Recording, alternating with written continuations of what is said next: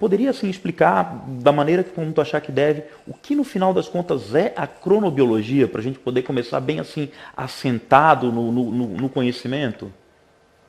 Então, Fabrício, para a gente entender o que é a cronobiologia, a gente precisa voltar um pouquinho na nossa história evolutiva e trazer um pouquinho desses conceitos de lá para os nossos dias de hoje, porque eles nos trazem um pouco do porquê a cronobiologia tem ganhado um nome tem sido tão relevante, né, recentemente, tem sido tão comentada, não só a cronobiologia, mas para os nutricionistas a crononutrição tem sido assuntos em alta, ações da melatonina, sono e etc. Então é importante que a gente traga alguns aspectos rapidamente da nossa história evolutiva para que a gente entenda do que se trata essa cronobiologia.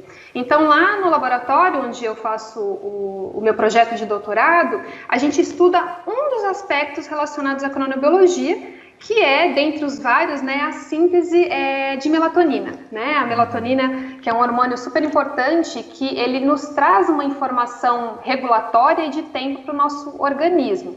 Então, se a gente for pensar na nossa evolução como espécie humana, a gente tem que lembrar que aqui no planeta Terra sempre existiu, mesmo antes das vidas, né, animais, os seres vivos existirem, já tinha alguns ciclos aqui, né, a noite, o ciclo da escuridão, do dia, né, o dia e da noite, das estações do ano.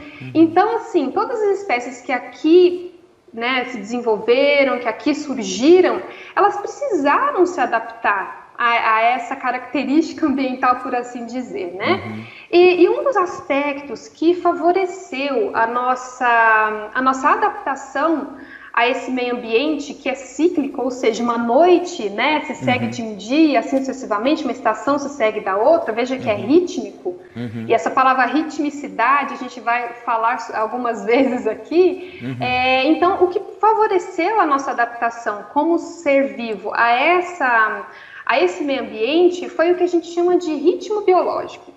Então, e é o que a cronobiologia estuda, né? Ela é uma ciência que ela vai estudar, então, a organização temporal da matéria viva, ou seja, ela estuda os ritmos biológicos, que nada mais são do que uma repetição periódica, né? Fenômenos de repetição periódica que acontecem dentro do nosso organismo, né? Então, nós nos desenvolvemos assim, esses ritmos eles são intrínsecos do nosso corpo e foram eles então que nos favoreceram aí essa relação temporal com o meio ambiente. Então, para vocês terem ideia, exemplos de ritmos, né, o ciclo menstrual da mulher, né, que é um ciclo que se repete a cada 28, 30 dias aproximadamente.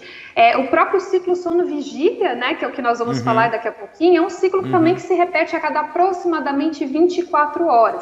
Então, eles são endógenos, eles são gerados por um sistema de tempo, que nós chamamos de sistema de temporização, que envolve os nossos famosos, né, relógios biológicos, acho que todo mundo alguma vez já ouviu falar. Então, nós temos relógios biológicos, um relógio biológico central aqui no nosso sistema nervoso central e os reloginhos periféricos. Então, tem algumas vias hormonais, né, e vias hormonais e vias neurais que controlam esse relógio. Então, tudo isso serviu, né, para que o nosso corpo se adaptasse a esse meio ambiente. É o que a cronobiologia estuda.